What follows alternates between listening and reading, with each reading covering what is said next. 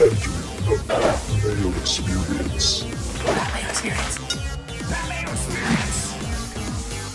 That Mayo Experience. Experience. Welcome to the Pat Mayo Experience, Northern Trust DraftKings picks and preview. I would recommend that everyone join the Pat Mayo Experience Listeners League on DraftKings. You can find the link in the description to this podcast or Facebook video. If you're on YouTube, there will be a link down there in the description and comment section to join. It'll just redirect you to a place where you can actively click the link that won't get us banned from YouTube. So boom, only 3,500 spots, and it is filling very quickly. The 3,000 filled before the end of Tuesday last week. I would expect around the same this week. So if you do want to play, get in immediately. Go reserve a spot, even if you don't want to fill out a team. Just go do that right now. Also, if you want to get into a draw for 20 DK bucks, few ways to do so. Smash the like button for the episode. Leave your DraftKings handle in the comment section. Give me your two favorite plays below $7,000 this week at the Northern Trust. That, subscribe, rate, and review the Pat Mayo Experience audio podcast, preferably iTunes, to get up to 2,000 reviews before the commencement of football season. 5-star review, DraftKings handle, something nice about the show. Boom. You're also in the draw for 20 DK bucks. Winners announced on next Monday show. Joining me to break down the Northern Trust, it is a man who is choking on his lunch. It is, from DK Live, Geoff Ulrich. What's up? Sorry, Matt. I thought I hit the mute button right before I did that, and the timing was poor. Well, it just sounds like you're a heavy smoker. Not true, but yeah, I guess we could make that up. Are you going to pull through this? Like, are you like Chris Farley when he was one of the Dub Airs I'm good. guys? I drank a bunch of Perrier water right before, and it's like bubbling in my chest, but I think it's all good now. I'm set. Next hour should be good. Oh, did I tell you that I'm going to be on the grounds Wednesday at Liberty National, getting like breaking updates from the course? Really? This is good news, and lucky for you because it looks like a beautiful course. I mean, overlooking the Statue of Liberty. Yeah, awesome. Yeah, Feinberg and I discussed this on Monday's show about like what the best like scenery is for any course that the pros actually go to in the world, and we kind of narrowed it down to this one and that one in Dubai where you see the entire city. Although the one in Kuala Lumpur looks pretty cool too. Yeah, I mean, there's probably some like really, really cool ones like internationally, obviously, if you want to expand it. But as far as PGA events go, I mean, I forgot how nice this one was because we only get to see it like every few years. But yeah, just looking at the course pictures and how open it is, because you kind of think of tree line venues when you think of like New York courses, but this one's just wide open. It's like a link style venue, and it just overlooks like the heart of New York. It's amazingly cool. So I mean, yeah, that's going to be awesome. Throw some pictures up there on the old Twitter machine for us. See, there we go. I'm going to see if I can get Instagram famous by tweeting selfies of me in the statue and Liberty off the background. We'll see how that works out. Or if I remember to do it, probably won't, but I'll have a good gauge of, if I get to talk to any of the players, see how they're feeling. I bet you they'll all tell me, you should bet on me this week. We'll see if that's the case or not. But like, even judging, like there's an intermediate rough between the fairway and the fescue to see how thick that's going to be, how penal that might be. It might be nice to have some firsthand experience. Can't hurt, right? Green spades and rough. I mean, it changes year to year. So I mean, I'd like if I was able to go to every event and see and check it out as far as helping my betting, I probably would. Obviously, that's impossible unless you're a bazillionaire. But yeah, I mean, I think it's an advantage for sure. So any kind of information like that, and also like go to the driving range, check out a few guys, see who's anyone's nursing injuries, things like that. Lord knows the PGA never updates injuries for us. So those are things I think would be beneficial. So what we're seeing right now is the first leg of the FedEx Cup playoffs. 125 players have qualified for the Northern Trust, but only 122 will be playing. No Paul Casey, no Henrik Stenson, no Sam Burns. Everyone else, they're in the field. They're up on DraftKings. They're good to go. So what are you looking for in terms of what you expect from this course, and B, some of the key stats? Yeah, so I mean, this is the 22nd hardest course back in 2013, played to an over par scoring average. So I don't think it's going to play like US Open tough, but I am expecting more of a much more of a tee to green test than we saw last week, obviously. Adam Scott won here in 2013. He's 32nd strokes gained putting, but he was basically top 5 in all the key metrics for ball striking, strokes gained tee to green. He was second for the week. He described it more as a second shot course.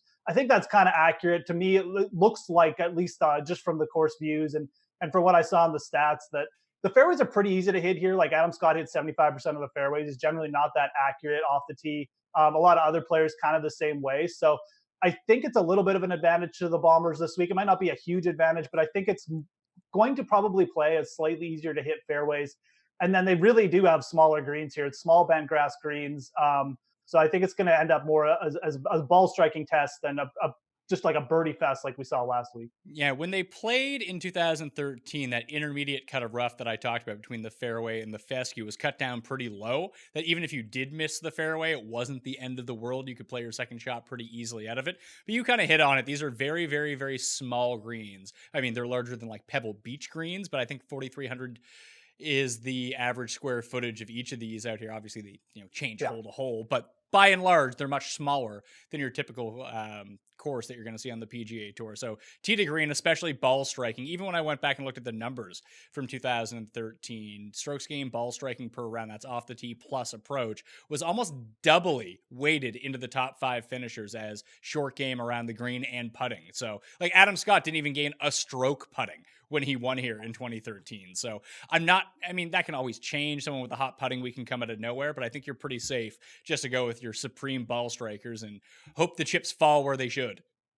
Yeah, exactly. I mean, you kind of nailed it from what I saw too. I mean, he almost lost strokes putting for the week and still won. And the guys behind him were much better. Like it was a similar story. So it wasn't just one anomaly.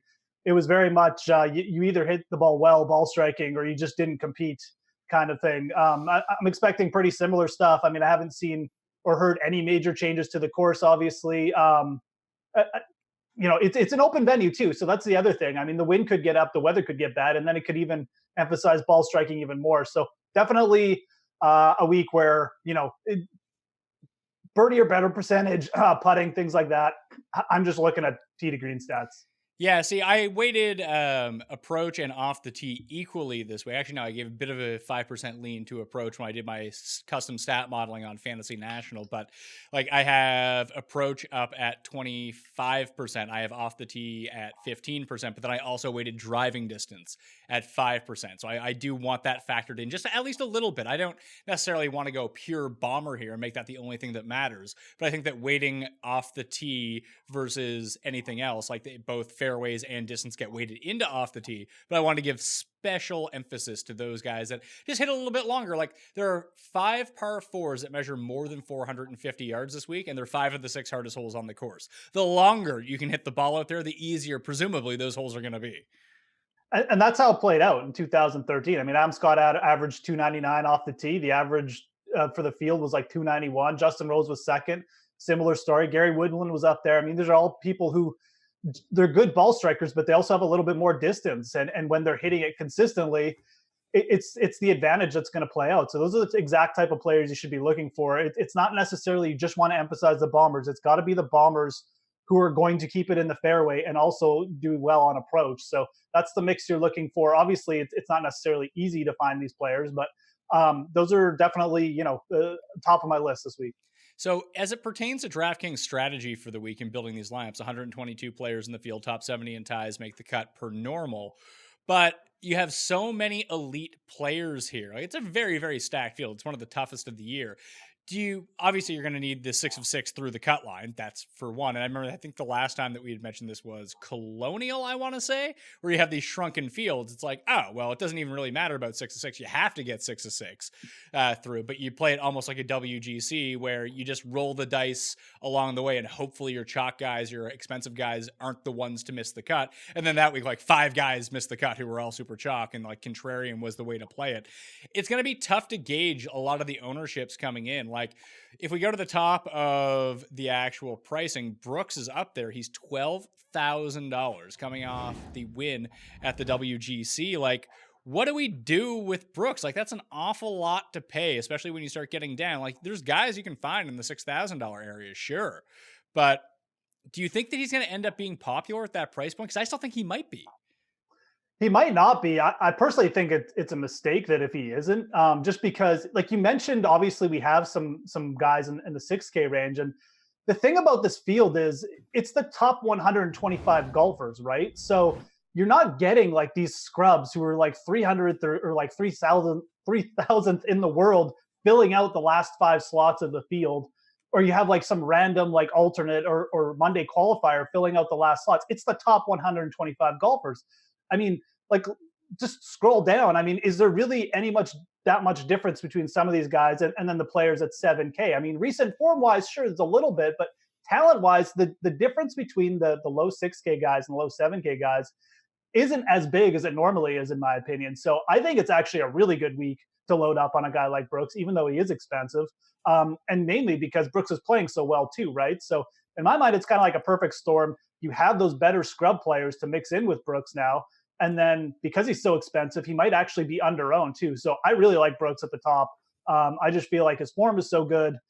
He might actually be a little bit lesser owned because he's actually cracked 12K and there's scrubs to play with him. So I'm all over Brooks.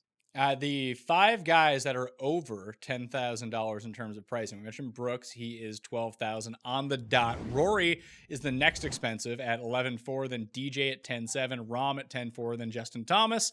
They keep pricing my guy up. He's $10,000 on the dot. I love Justin Thomas. I have a feeling he's going to be one of the more popular players of the week. Maybe he learned how to putt after taking the week off, although he did gain strokes putting at the WGC for the first time since the Genesis Open in February. So that's always encouraging to see. It's not like the tee to green game has gone anywhere. We talk about some of these courses where you need to perform really well on par fours. Your irons need to be dialed in. That is the case for Justin Thomas right now. I think he's my favorite guy, like per his price point above the $10,000 range. But like, would you go to Dustin despite the fact that he's struggling? Do you just bite on Rory knowing that Brooks is probably going to be higher owned?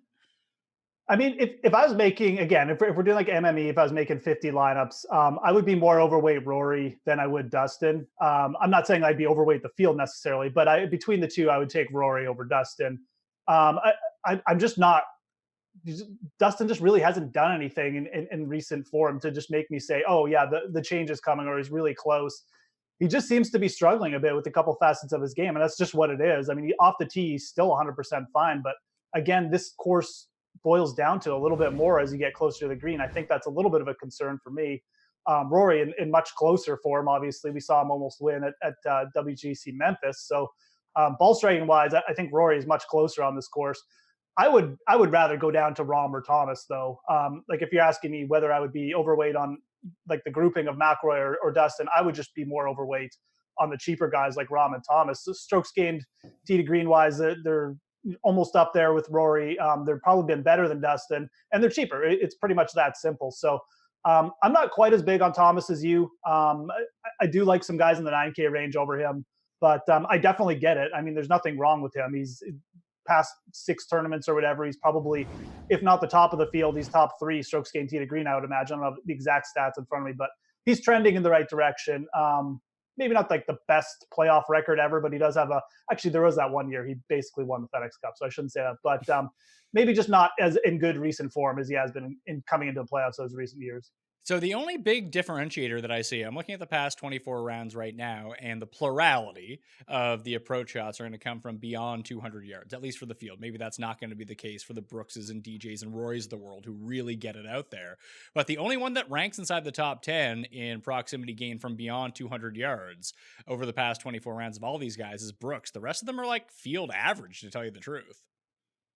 Yeah, it doesn't shock me too much. I mean, Brooks is pretty solid in pretty much every facet of his game. So, I mean, long iron approach, you can definitely take that into consideration. I wouldn't doubt it. I mean, I'd say a guy like Fleetwood, I wouldn't be shocked if he's up there. But again, I don't have those exact stats in front of me.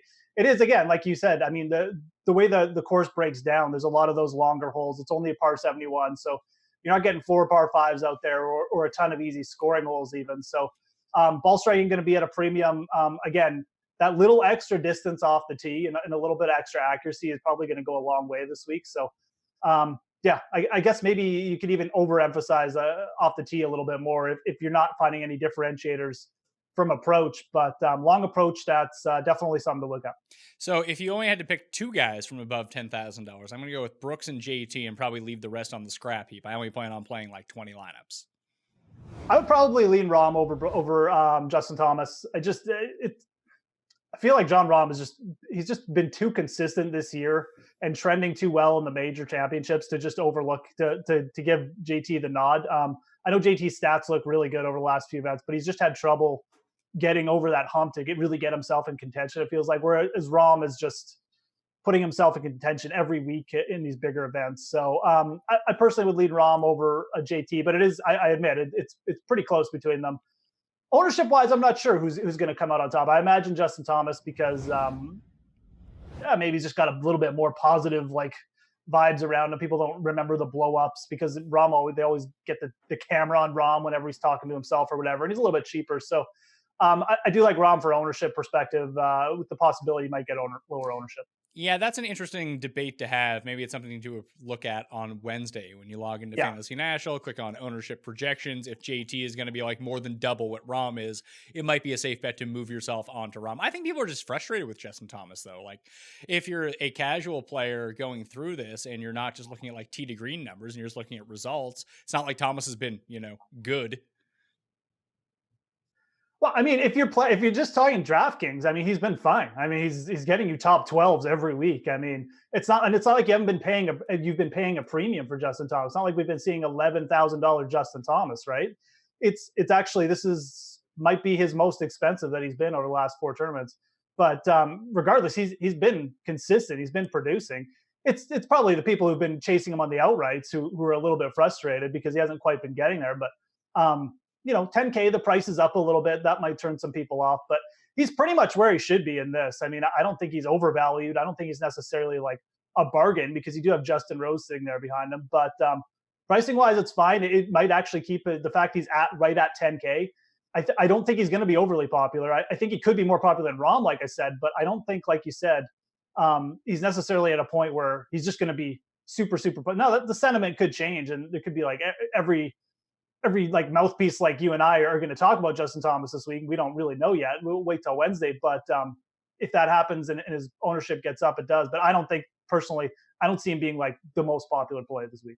In the 9K range, Tommy Fleetwood kicks it off at $9,800. Then you have Justin Rose right behind him, the reigning FedEx Cup champion. Then you got Hot Fire Webb Simpson, 94, Ricky at 93, Patrick Cantlay, 92, Kuchar, 91, and Tiger at an even $9,000. Every metric I look at, everything that is trending in the right direction, every trend about the first leg of the FedEx Cup playoffs, where the past 4 winners have come inside the top 10 of FedEx Cup scoring. 10 of the past 12 winners ever of the first playoff event have been ranked top 25 in the world. Patrick Cantlay is setting up to be the highest owned guy on this slate. He looks to me like the best play on this slate. He's one of the better values on this slate. I like him outright to win. Do we get to a point where he's too popular? Because I can't imagine that he's going to get up to like 30% ownership. I would say he's probably somewhere in the 20s, and I like him a lot here.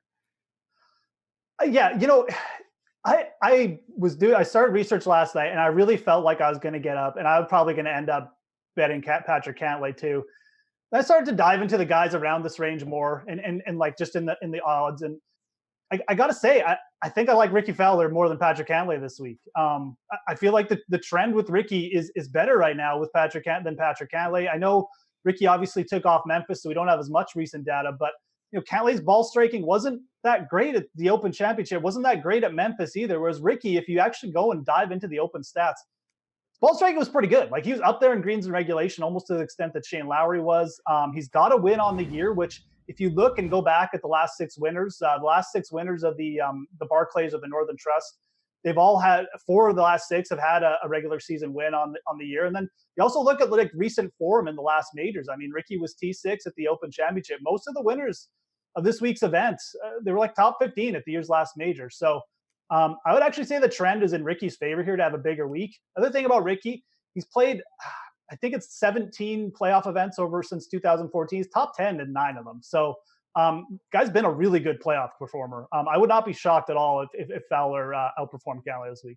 Hey, it's really funny. Looking back at the past 24 rounds, you have to parse that data. Who did they compete against? Why is Martin Laird popping up so highly? Well, he didn't play at the tough events. He played at the really easy events. Therefore, he's gaining more strokes against weaker competition.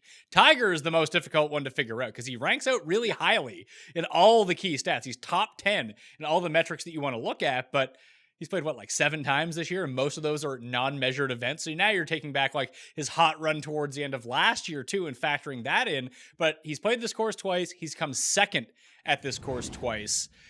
I have a feeling that he's not going to be super duper popular this week. I kind of like him. Yeah, no, I'm on the same boat. Obviously, when you're looking at Tiger, you've got to make, I don't want to say it like a gut call, but you have to kind of, you can't just look at the stats from like you said, we just don't have enough recent form data here to really make like an educated judgment, in my opinion, anyways, just based on stats. So you've got to kind of make the call. I mean, do you feel like Tiger is going to be up for this run in the FedEx Cup? Do you feel like he's kind of, over his Masters hangover, so to speak? And then, like you said, I mean, you look at the course history here. I mean, twice a runner up, obviously likes the course, has played well. Like, obviously he's played well in the FedEx Cup playoffs, but he's been really consistent in the FedEx Cup playoffs, even when he's not like been in his like elite run form. I mean, even when he was like semi good Tiger, like in the 2010 kind of 2015 range, he always seemed to show up in the playoffs. Obviously got his first win back at the Tour Championship last year. I like the spot for Tiger too. And I mean, I'm looking at that range. Like, I think Tiger Woods has way more upside than Matt Kuchar anyways. I also look at Xander Schauffele, who might be popular at under 9K because he's people just chomping there at the bit here to get him at that price. Xander Schauffele ball striking really hasn't been that good over the last two or three events. So I'm looking at Tiger here is definitely in play this week. And you could be right. People just might be fed up and be like, he's taking the rest of the year off. I don't know if that's necessarily the case. I think Tiger might be up for a little bit of an end of season run here. So that leaves Fleetwood, Rose, Webb, who has 3 runners up in his past 5 starts. So that's pretty good news for Webb. And his long approaches have been absolutely dialed in, second in this field in strokes gained in proximity from beyond 200 yards. So, and he's not a long hitter, so he's going to be having plenty of strokes. The putter has just been so fire. He's averaging like positive 6 strokes gained putting over the course of his past 4 events. That's really difficult to keep up, but it's not like the ball striking has been bad either. He's just playing incredibly well right now. And then Kuchar is the other guy. Like, I'm going to have Cantlay, I'm going to have Tiger. If I add a third person to this mix, maybe I don't need to, because although you might not like Xander because of the recent form, I'm going to be in on Xander because I think everyone's going to gravitate towards Adam Scott. And as a wedge play, Xander might actually just kind of fall in there along with Tiger. But you would go Ricky over like Webb and Rose and Fleetwood and Kuchar, because I'm kind of stuck between Fleetwood and Rose right now, which guy that I would rather have. The Webb Simpson thing is, I'm glad I brought it up because I wanted to talk about it. Like, obviously, on most weeks, we're looking at Webb Simpson at 9,400 and Justin Rose at 9,600. It's really hard for me to play Webb Simpson over Justin Rose when they're basically the same price. And I know Webb's form is just fire right now. I still think I'd play Justin Rose. Rose has been a good playoff performer. Again, we're switching surfaces here for Webb, which worries me a little bit about the putter because a lot of his best putting, especially late, been on Bermuda. Obviously, the last 2 events, Bermuda greens. So could be a little bit of a factor. You mentioned just the change in course too. He's going to have a lot of long approaches. He's someone who's definitely not going to like be gaining an advantage off the tee, even if he is hitting fairways. A guy like Rose is just longer off the tee, and if he hits it with the same accuracy as Webb, Webb's behind the 8 ball like every hole to Justin Rose, or not every hole, but the longer par 4s for sure. So it's just really hard for me to take Webb. I know the form is great, and he probably deserves to be priced up there. I'd still go Justin Rose. I do like Fowler, like I said, over Cantlay, especially with the ownership. So for me, it would be Rose, Fowler, and probably Tiger from this range. So it's funny when you talk about the bent grass as it pertains to Webb Simpson, because we know he's done so much damage on Bermuda. I went back and looked at all the events that he's played. The Masters was the last time that he played on bent grass. Before that was the kickoff for his swing season at the Shriners. The guy just doesn't play bent grass courses ever. Yeah, that is interesting. Yeah, because I didn't look that up. I don't know if that's like a conscious thing or if it's just like he just does so well on Bermuda and he knows his course. I mean, most PGA professionals don't necessarily go around picking courses like that. I assume they don't anyways, but maybe Webb does. It's interesting that you noted that, because I did look up a lot of the bent grass like histories for the guys. I didn't get to Webb though. So that is interesting. He did do well at the Masters this year though. He did. I was going to say, I thought the Wells Fargo for a minute might be bent, but it's not. It's Bermuda. So Quail Hollow, his home course. So that's probably why it's Bermuda. And you got them to change it all for them. Because I think that used to be bent and then switched to Bermuda when they had the PGA Championship. Yeah, that's right. Actually, they did switch the greens out. So there you go. Looking back at the past 24 rounds, these greens have historically President's Cup 2003 and 2009 played firm and fast. If I just sort by greens that are fast on the stimp meter and look at strokes gained putting, it spits me out Billy Horschel, Ricky Fowler, Cameron Champ, Jason Day, Graham McDowell, Brian Gacy, Kim, Patrick Rogers, Wyndham Clark, Patrick Reed, Tommy Fleetwood, and Cameron Smith would be the best in the field on fast greens. So maybe there is something to your Ricky Fowler love this week. I'm curious to see where he shakes down. I'm not off of Ricky Fowler by any means. I'm just trying to parse through whether he's the guy I want to take. I am going to take Cantlay. I'm in on that. And look, I'm not trying to say like Cantlay is a bad play because like I said, I mean, I woke up and I was like, I really do think Cantlay is the play. I just like Ricky a little bit more. I mean, Cantlay won a Memorial. Like he's got really good bent grass stats too. I mean, he almost won the Masters on bent. So I also think the Memorial is like a good corollary course. Ricky's got a really good record there too. Nothing against Patrick Cantlay. We're talking small edges here. I just think that with the ownership and with the just recent trend over the last 3 weeks, I think Ricky's coming in with better form than people realize. And I do like him a little bit over Cantlay. But look, Cantlay's fine. Like I understand why people like him this week. There's good reason. Early projections, obviously, this is most definitely going to change. That's why you need to be a member at Fantasy National to track this as the week goes along and more people start submitting their picks and generating their lineups. But early returns have Cantlay at 22% and Webb at 19% in this range. Oh, what did you say Cantlay was? 23, 22.9%. And those are the two most popular, Webb and Cantlay? Yeah, and then it's Rose, and then like Kuchar and Tiger coming in at single digits. Yeah. Should we just be playing Kuchar? Yeah, probably. I mean, the thing about Kuchar is too, like, is he like first in FedEx Cup? I mean, this is like Matt Kuchar's time to shine, right? Like all the money's on the table. So I don't know. Maybe we should just be playing Matt Kuchar. And even looking at his numbers, obviously he's not a bomber like the other guys that we mentioned. He's a better driver of the ball than Webb Simpson in terms of keeping it accurate and a bit long. Webb can be a bit of a sprayer from time to time. But Matt Kuchar has gained in every single tournament he lost strokes on approach at the Tournament of Champions, 0.3 strokes on approach, and lost 3 at Memorial. He's gained on approach in every other tournament he's played this year. Yeah, it's been a really good year for Matt Kuchar. I mean, a couple of bobbles at the majors where he could have got himself in contention and didn't. But otherwise, I mean, yeah, just remarkably consistent. It is interesting. I mean, if Webb Simpson at 9,400 is going to be double digits, like push 20%, and Matt Kuchar is going to be single, I honestly don't know how you can go Webb Simpson. I mean, and even if Justin Rose is like just a few percent lower than Webb Simpson, again, I just don't know how you can go there. And again, it's nothing against Webb Simpson. It's just different course, different field. He's just getting such good leverage with going with Kuchar at that lesser, like half the ownership. So definitely keep an eye on that. All right, so if we go top 2 from the 9K range, I'm going Cantlay, then I'm going Tiger, and then we're going to figure out who the other person is going to be for me. It's probably going to end up being a pivot play, and if Kuchar's going to be the lowest owned, then it might be Kuchar. If it has to be Ricky Fowler because he's coming in low owned, it's going to be him. I don't really have much to go with to separate a lot of these guys rather than gut feeling and maybe just let the ownership dictate who the third play. If I end up playing a third guy here, maybe I don't need to. Depends on how I construct the rest of my roster. But I don't love the 8Ks, so maybe another 9K guy could be where it's at. Who would it be for you? Like an extra 9K guy? Yeah. I'd probably go up to Fleetwood if I could. A little bit expensive, but again, a player I was looking at. Interesting you brought him up in terms of like the bent grass putting, pretty good stats, but he's just been so consistent off the tee. You know you're not going to get in trouble. He's got a little bit more length than guys like Kuchar and Simpson too. So yeah, I did. Fleetwood was a guy I looked at. He's still a little bit overpriced for DraftKings, but just in terms of, you got guys like Rose underneath him and Fowler, but I still really do like him this week too. The players currently inside the top 10 of the FedEx Cup standings coming in. This is where the past winners of this event have come from.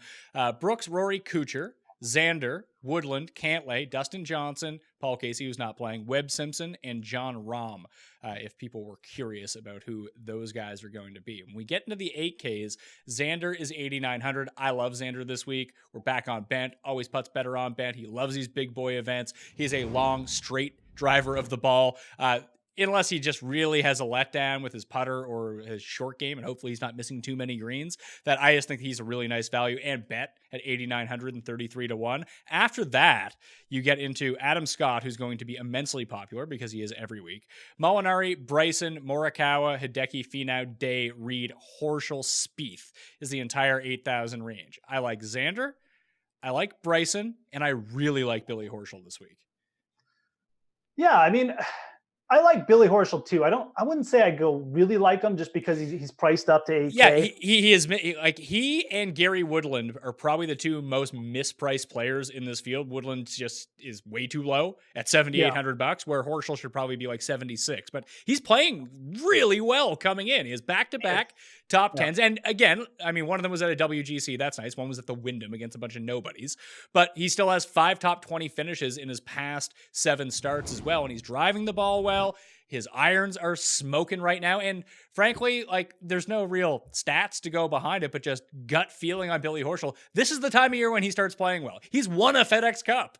Oh yeah, no, I mean, it's not even gut feeling. You just got to look at his history. I mean, he's tuned it in. I mean, this is his time to shine too. I mean, it's seasonal thing. I don't know what it is, but and the thing about Billy, when he gets in these grooves, they usually last for 4 or 5 tournaments. Sometimes he pulls a win out of it too, right? So, no, I mean, again, like I definitely play him over Spieth. I'll tell him that much.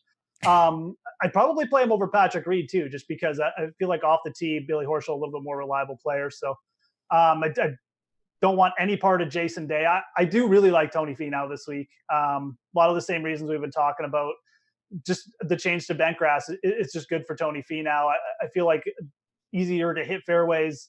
He might not have to hit driver that much. He can probably just hit 3-wood out there like 290 half the time and hit the fairways. And he's been striking it pretty well. I mean, he didn't have the greatest WGC Memphis, but the ball striking numbers were fine. 11th off the tee, 10th approach.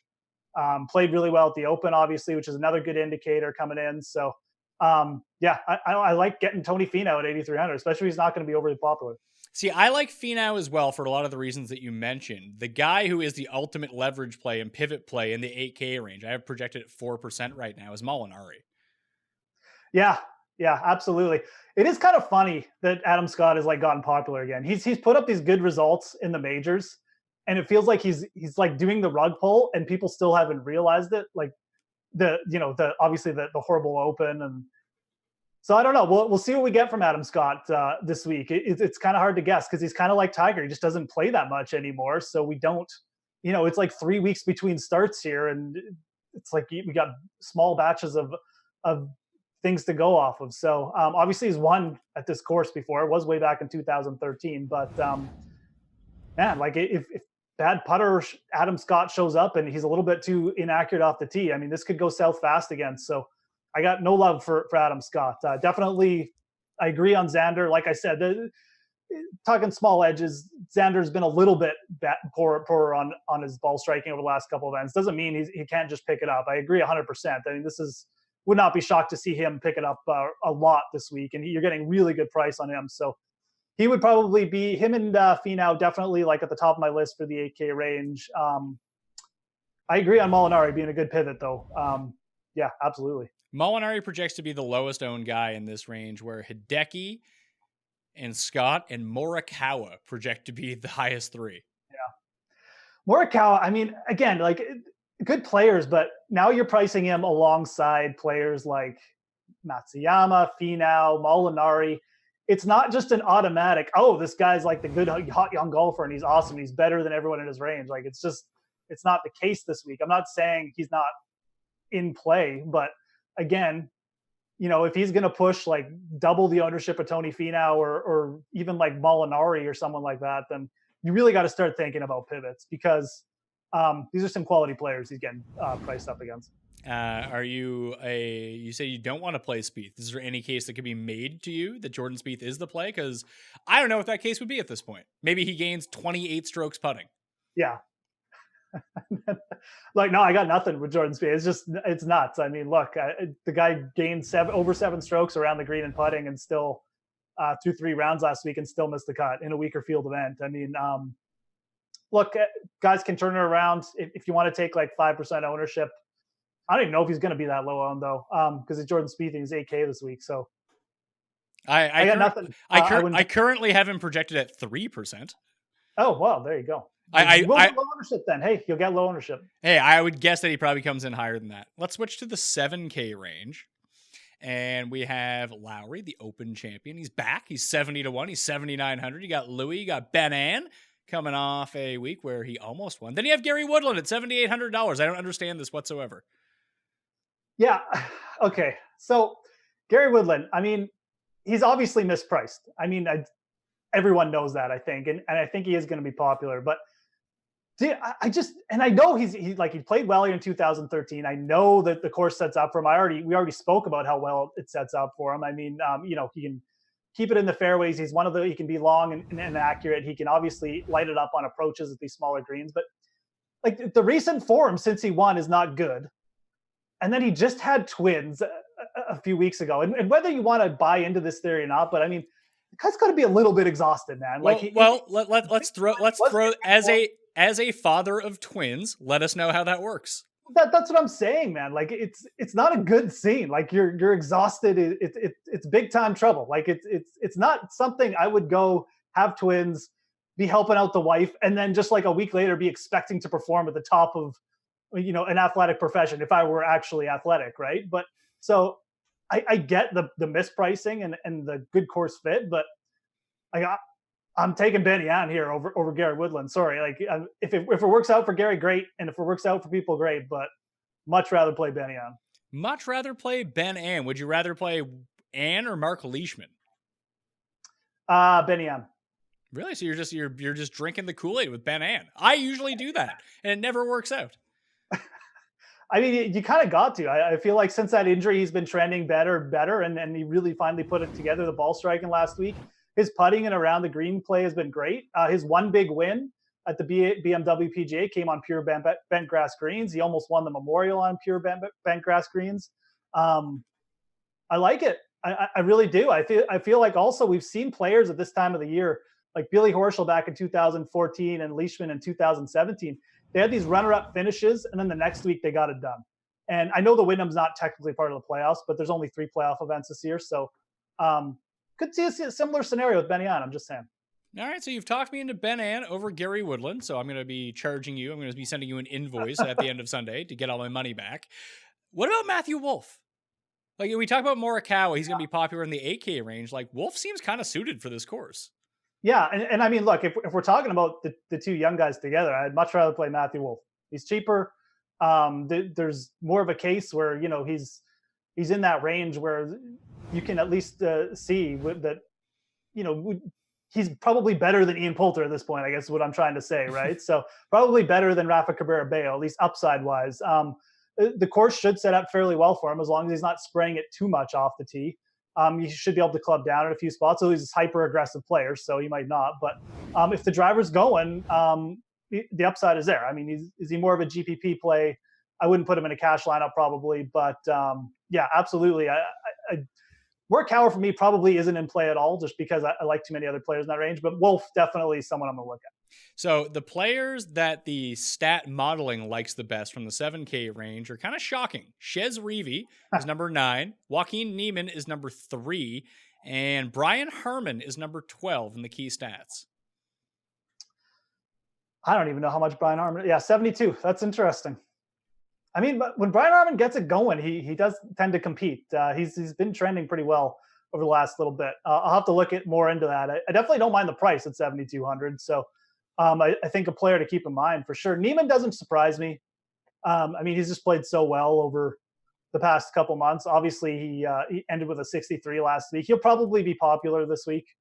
I'm not sure what you guys got him for projections over there, but Chez Reavie's interesting. I mean, this could be a situation where Chez Reavie's coming in. He's got a win under his belt. Really accurate, obviously, with approaches. So the smaller greens, a good thing for Chez. And it could be a great pivot off Niemann this week. Yeah, so the highest owned guy I have is Niemann. I have him around 17%. Again, this is very early. There's days to make up for this. The other guy, Jason Kokrak, comes in hot. Chez Reavie, also projected for double-digit ownership, as is Rory Sabatini. It's funny, like Sabatini's right next to Leishman, Wolff, Ann, and Woodland. He's projected to be higher owned, which just absolutely blows my mind. It might not even be the wrong play. It's crazy to think about that way. It is, especially like if you had told us that at the start of the year, right? So, and look, I mean, I said I like Benny Ann over Leishman. I still like Mark Leishman. Obviously, was really fire with his approaches at the last time out. Yeah, I definitely don't have a problem going to that play. I think he's maybe a tad underpriced as well this week. So if Mark Leishman's going to be, lesser owned than Sabatini, lesser owned than Woodland, definitely another play in that range. You can always go up to Louis too. I mean, his approaches were really good at the Open, and they were actually good at Memphis as well. So obviously, Louis probably going to finish like T15 max, and he might withdraw, but you get low ownership. So there's a couple guys. I think if you're going to play chalk up top and you can figure out what the ownership is going to be, I think that's fine. I think this is the range where you can really diversify your lineup and really get away from some of the ownership. So let me get your hot takes on some of these pivot plays. Number one, Bubba Watson, who tends to play really well. Although they're not the same courses for the Northern Trust, I always feel like they're similar types of courses. They're all kind of difficult, but easier than they would play at like a major championship scale. But he was T13 here in 2013, and he actually played pretty well in Memphis too. Yeah, he played good in Memphis. Like, I mean, he was up there for a bit. Obviously, he didn't quite have enough to take over Brooks, but not many people do these days. So, I like Bubba. He's been pretty good playoff performer over his career as well. Even when he comes in with like middling form, he's tended to at least put up solid results and get himself to East Lake. So I would expect similar stuff. I mean, he's made the cut at the Open Championship. I think that's good. Obviously, the top 10 in Memphis, good sign. I really do. I legitimately like Bubba this week. So yeah. How about Sergio Garcia? Oh man.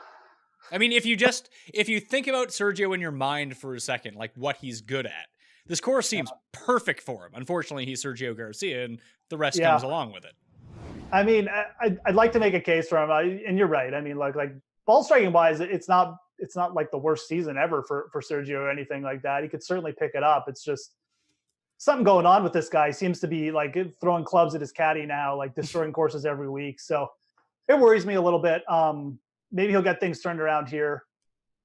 You're going to get lower ownership on him at 7,400. I think that's a good thing. But, of these two players we just talked about, I'm going to take a chance with Bubba over Sergio.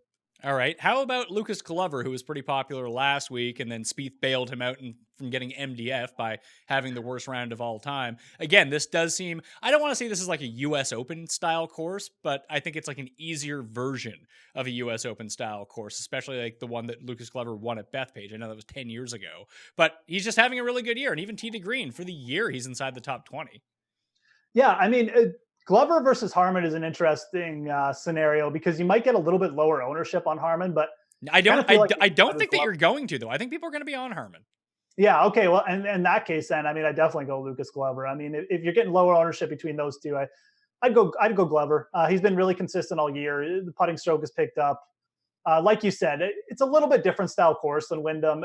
Glover tends to like crap out at those birdie fests every now and then. Like either he's got it really going there or he doesn't. So it didn't really shock me that he didn't show up to the Wyndham. This is the playoff zone. He's been quality all year. I think you kind of give the nod to someone like Lucas Glover in that situation. Yeah, I like it. I mean, he won his only major in the New York area at Bethpage, and I think Bethpage is actually another interesting corollary for this venue. So, yeah, definitely Glover for me there. Oh, fantastic news for Luke List this week, then, if it has any correlation to Bethpage. How about out of these like random guys that project to count at low ownership, would you rather have Andrew Putnam, Kevin Kisner, Ryan Moore, or let's say Phil Mickelson? Phil's interesting. He's not. He's interesting because you don't want to play him. Yeah, I don't want to play him, but it's the New York crowds, and Phil can just turn it around, right, on a dime, and he might just show up for like a playoff event here and just throw in a good week. I'm still not playing him, but I would take Putnam. Moore and Kisner. Kisner interests me a little bit. Moore doesn't interest me at all. Moore's just kind of had that good run and then just nothing. I feel like Putnam with the good finish at the Open, played well, for spurts in Memphis. I like Putnam this week. I would definitely lean him over those other guys. So the guy that I'm leaning towards in that bunch is Kevin Kisner. He only has one top 20 this year, which I found stunning. I mean, two if you include his second place finish at the match play, which I guess we should. But he plays really well on bent. He putts really well on bent. When he got his win at Colonial, that's where it was. You always think of him as more of a shorter course player, but I like him at these type of venues where you need to keep it in the fairway. You need to score on longer par fours, which despite being a short hitter, he does very well. His around the green game is suspect, and it used to be pretty good, but his long approaches, like on 200 yards plus, has remained relatively uniform over the past 3 years. He's really good with his long irons. I mean, if Webb Simpson wasn't playing so well, I'd kind of just say he was like a cheaper version of Webb Simpson. Obviously, Webb's way more consistent than Kisner these days, but there's not much difference between the two. They kind of do a lot of the same things well. Like you said, they're good with their long approaches. They're good putters. And Kisner is actually, I think statistically, he's actually a better bent grass putter than he is on Bermuda, which always kind of shocks people. So yeah, again, I'd probably lean Putnam just for recent form, but I don't hate Kisner at all. Again, you got to pare down this range. We've already talked about like 6 players, but Kisner, if you're going to get him at 1% ownership or something like that, yeah, absolutely. I mean, I'd mix him into like 100 lineups or something, no question. Yeah. Do you have any interest in like the Kevin Nas, the C Woos of the world, Furyk, Hadwin, like the very bottom end of the 7K? Because I can't figure out one that I particularly love. I mean, I got one player I love. I'm all in on Emiliano Grillo this week. I mean, so it's like so it's basically every week for you. So your teams are just going to be Grillo and Louis. That's going to be it. I'm going to try not to play Louis this week, but Grillo for sure. I mean, look, the guy gave 12 strokes at the Barracuda last time out. Like he's first tee to green. Yes, he was 70th strokes putting, but we already talked off the top of the show. What do we want? We want to emphasize tee to green approaches, stuff like that this week. I love this setup for Grillo, man. I mean, I know it's a tougher field and stuff like that, and it's not necessarily just going to play out. He's going to lead the field in all these stats, but he's trending properly for it. Really consistent. He's actually been a really consistent playoff performer. His best finish in the playoffs was at the Barclays at Bethpage a few years back. So played well at Bethpage again at the PGA for 3 rounds. So I really like this price. I mean, again, this is like elite ball striking stats at 7K that you just don't get very often. So a lot of people are over Woodland for the kind of the same reasons. I think Grillo at 7K is actually like at least $200 or $300 underpriced. All right, I might have to give some special consideration to our main man, Emilio, but I don't know if I'm going to be able to pull the trigger on that. 6K range and below. Of course, I'm going to play Corey Connors because I feel like I play Corey Connors almost every single week. He's gained strokes putting in 2 of 18 tournaments so far this year, but both are on bent grass, so that's always nice. But he's actually, for the season, top 10 in strokes gained tee to green, $6,500. Like, you need to take someone from down here. If it's not going to be a putt off, maybe he can just putt right around it. Ben Ann gained 2 strokes putting last week. Anything is possible here. I mean, look, if Connors or Grillo just putt average this week, they're probably going to finish like T8, right? So same deal with Connors. I agree. I mean, I think Connors should be he might end up being popular. I don't know. But if he's under 10%, I'd still play him. Like, he's a great player this week. At least on this venue, I think he sets up really well. So. Yeah, so like the other guys I was looking at, like we didn't mention Danny Willett. I kind of like Danny Willett a bit here, like with winning scores around like 9, 10, 11 under. That's sort of the range that I want to be in with Danny Willett. Brendan Grace fits that mold as well. He's just not playing all that good. But I don't know, I'm trying to figure out the other guys that I like from down here. And the only ones I can kind of muster an argument for, your boy, the Triangle Man, Cameron Tringale. He's just playing well. I always somehow talk myself into Nick Watney, but he's like garbage. Vegas is the one that sticks out to me. He also has some baby swag. He withdrew on me at the Barracuda. That was no fun. But if we're talking distance, we're talking long approaches, he's better on Bermuda than bent, generally speaking, but he's not bad on bent either. It's Poa that really eats him up. Vegas is interesting. He's shown flashes of like really just playing well, and then he's kind of sucked with rounds, and then he pulled out. So yeah, it might be a good sign that, he's had the week or two off for the baby, and he's not coming in like just it happened last week either. So I could kind of get behind that just as like a really low owned play. I do like Tringale though a little bit better. For me, the plays in this range I was really looking at was Tringale and Connors. Might have been one other guy. Oh, I think Keith Mitchell. I know it's not Bermuda greens, but Keith Mitchell really started to play better towards the end of WGC Memphis. So if somehow Corey Connors got like really, really pumped up in ownership. I think just playing Keith Mitchell, who's similar style game, is going over to him is fine, because I do like him for the setup for a lot of the same reasons we like Connors. So. See, I think that instead of going to someone like Keith Mitchell, if we're talking similar style games, I think I would gravitate more towards someone like Aaron Wise, who continues to gain a bunch of strokes off the tee, and the irons are really sporadic, but he tends to do his best work on long approaches. So, and even with these small greens, like he played really well at the U.S. Open for 3 of the 4 rounds. The other round, let's not really talk about that one. But he's down here in pricing. He's super cheap, and I think he can score on this course a lot easier than a lot of other players down in this range. And that's why I kind of talked about playing it like a WGC. Like, if your guy misses the cut, you're going to lose money. Like, that's just straight up. So you have to assume, let's say 35 to 40% get 6-6 through this week. Maybe that's way too high. Maybe I'm way off on that. But I think I'd rather play for the finishing points than just try to squeeze guys through the cut. And I think that Aaron Wise is someone that can go out and score and finish higher up in the DraftKings scoring. 100%. I mean, Aaron Wise is, if you go and look at his birdie percentage and just birdie rate, it's up there with the elite players. He just is so inconsistent and makes a ton of bogeys.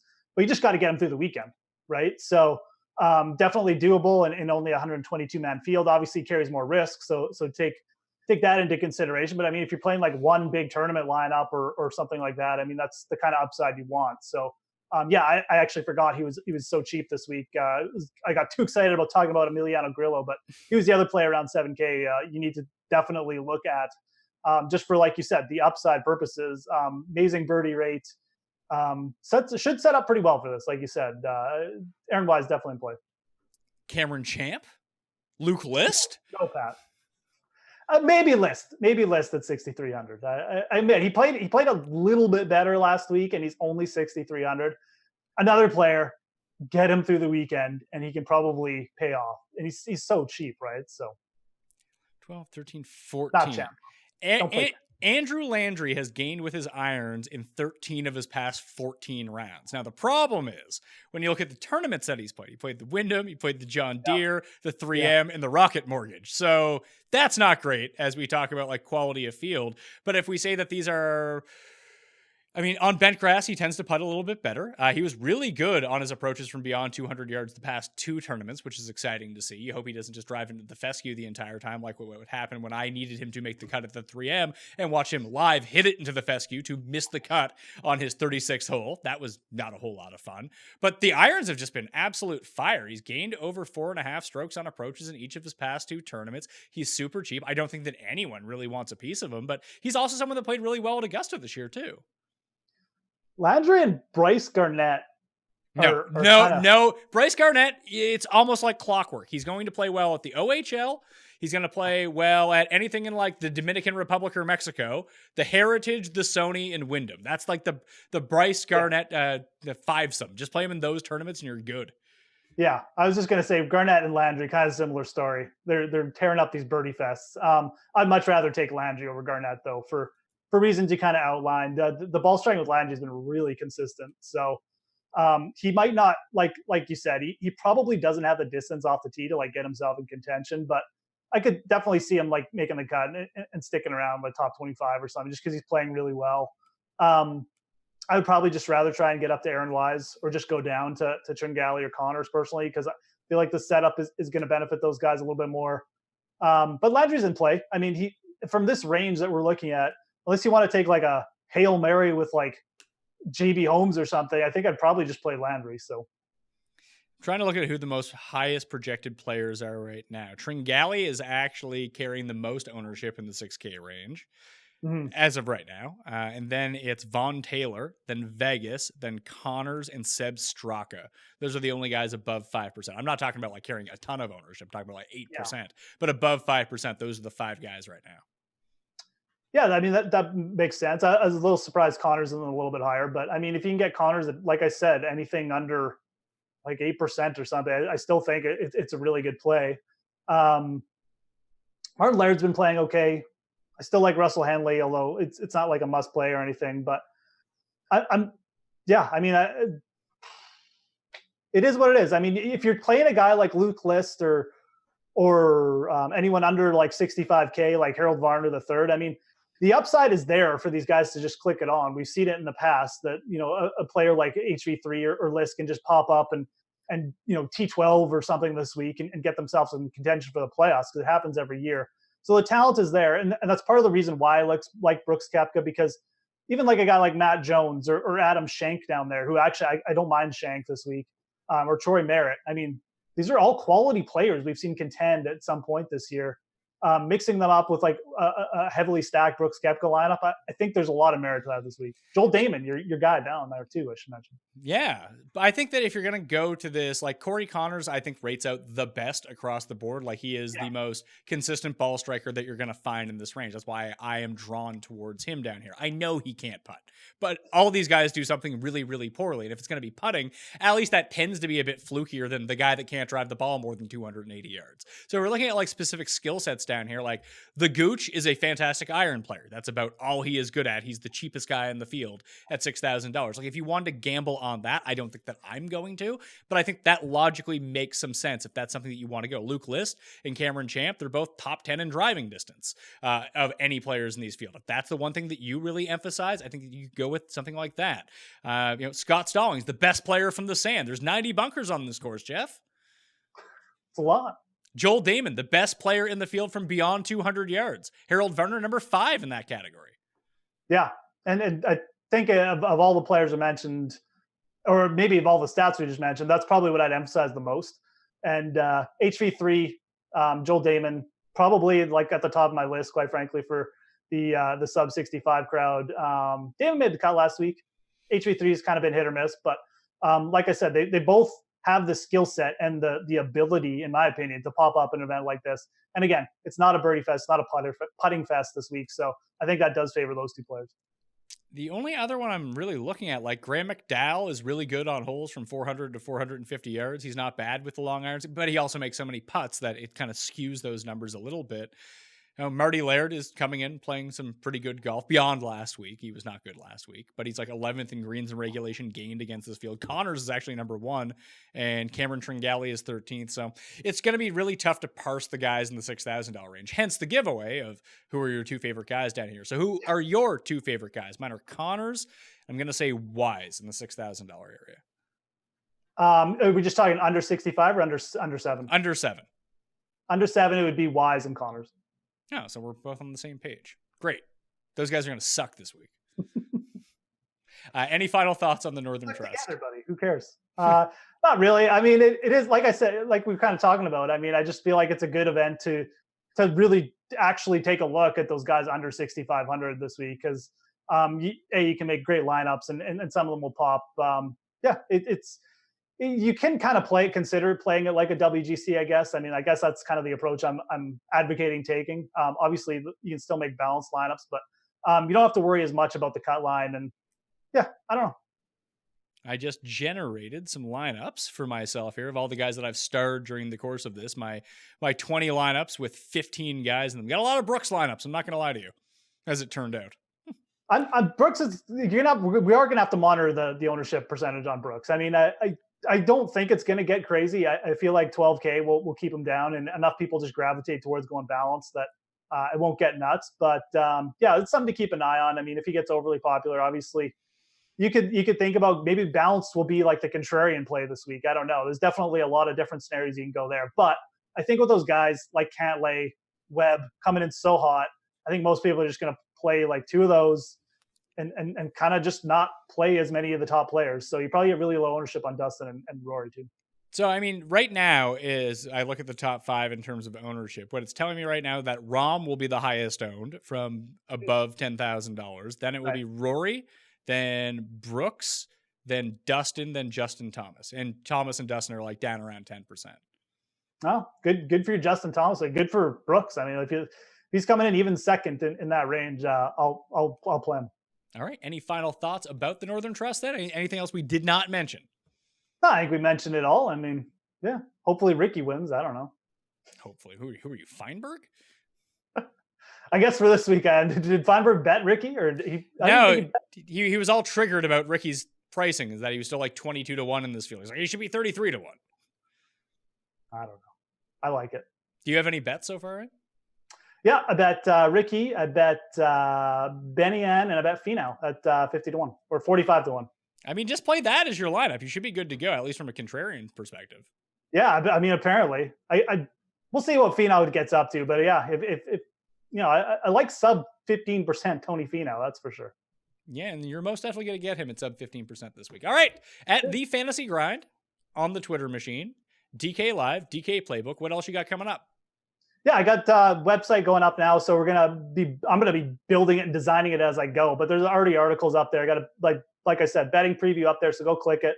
I'll have a ton of football stuff up there too. So I'm just pounding out the content as I teach myself how to make a better website. So go check it out. So I'm guessing this is a pretty quality looking website that you're trying this for the first time. Oh, it's not bad. I mean, hey, it works. I mean, I'm just clicking articles, Pat. I'm just throwing content out there. Listen. That's all I do. Just spew content, and then someone. Pat Mayo approach. That's exactly what I'm doing. 100%. Yeah. See, if you produce so much content, people can't discern what's good and what's bad, and it turns out it's just all bad. And then they're like, yeah, no one even cares at this point. Anyway, thank you for being on the line. I'm Pat Mayo. You can find my cheat sheet up on dkplaybook.com later on Tuesday evening.